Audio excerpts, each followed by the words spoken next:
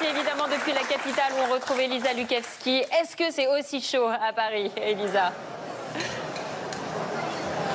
Bah, c'est pas tout à fait aussi chaud pour l'instant, un petit peu moins excité ici les supporters, mais ils sont bien là à une grosse heure du coup d'envoi. On est à la Felicita ça veut dire bonheur en italien et on espère vraiment que c'est le sentiment qui va dominer à la fin de la soirée. Mais pour tout vous dire, on a discuté avec des supporters, il y a de l'excitation, il y a de la confiance, mais aussi il y a de la tension et les supporters le savent, là on est sur un match coup près, les Bleus n'ont pas le droit à l'erreur et ça vous en avez bien conscience messieurs, Joudy, Jules et votre ami Sébastien qui est là. On n'a pas le droit à l'erreur ce soir. Qu'est-ce qui domine comme sensation? Sérénité, stress?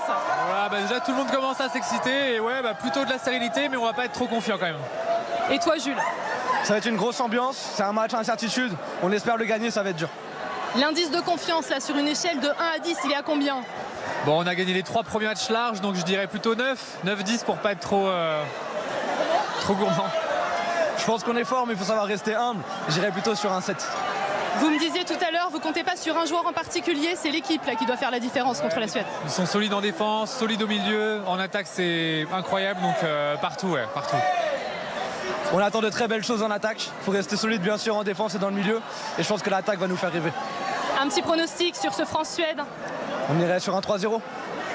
Allez, 5-0. Oula, on est gourmand ici, Ophélie, très gourmand, les assiettes sont vides, vous l'avez vu, les supporters qui espèrent évidemment une qualification en 8e de finale. Merci Elisa. Évidemment, on a vu le burger.